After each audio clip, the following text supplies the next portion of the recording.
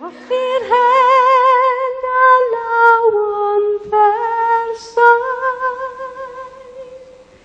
colli corau di ysbydau,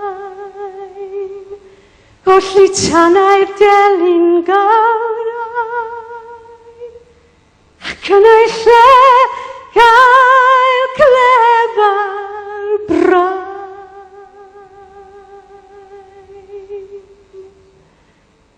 Colli credu,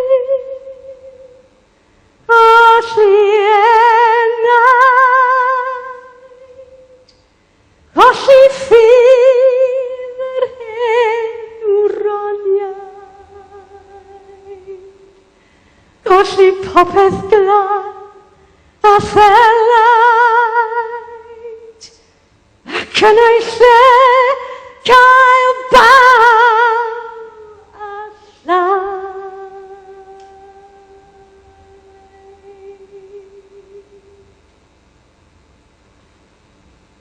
Colli tir a cholli tyfu,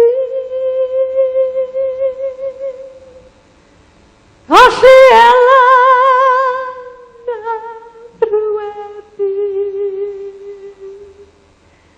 colli clairwen a llanw